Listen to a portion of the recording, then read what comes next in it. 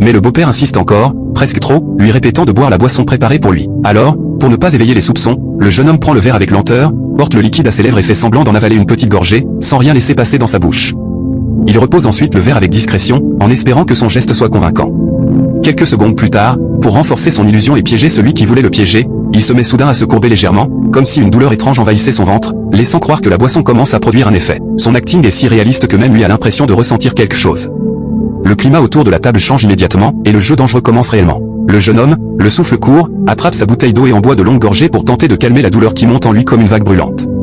Il gémit légèrement, son visage se tord d'un malaise sincère, avant de murmurer avec difficulté, « J'ai sûrement mal au ventre, peut-être quelque chose que j'ai mangé ce matin. » Espérant un soulagement, il boit encore, presque désespérément, mais au lieu d'aller mieux, une violente quinte de tout l'arrache à son calme. Son visage se crispe, ses yeux s'embuent et deviennent flous, son corps se raidit avant de s'affaisser lentement.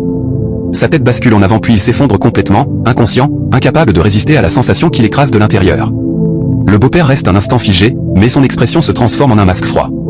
Il s'approche lentement, saisit le bras inerte du jeune homme, le soulève comme pour en tester le poids, puis le laisse retomber avec force avant de murmurer d'une voix lourde de mépris, « Regarde ta vie, mon garçon. Tu faisais le malin, tu pensais être intouchable. Voilà la réalité. » Sa main glisse lentement sur le cou du jeune homme, et dans un sourire cruel il ajoute, « Tu croyais vraiment m'échapper?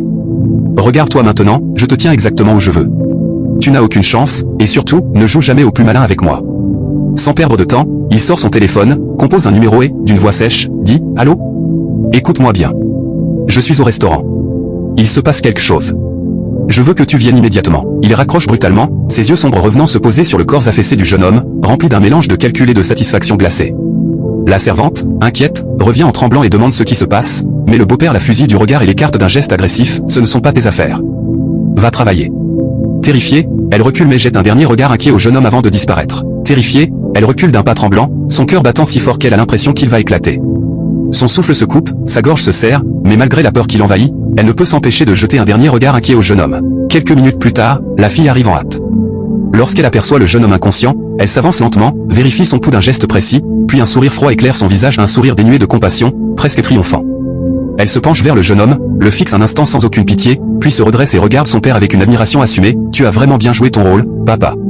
Je suis fier de toi. » Le voir comme ça, sans défense, c'est exactement ce qu'il mérite. Il fallait qu'il comprenne qu'on est sérieux, et c'était la seule façon de le lui faire comprendre. Le beau-père répond avec un sourire satisfait, « Tu vois? Je t'avais dit que je gérerais. Ce genre de garçon ne mérite ni ta confiance, ni ta présence. Il croyait pouvoir s'imposer ici, dans ma famille.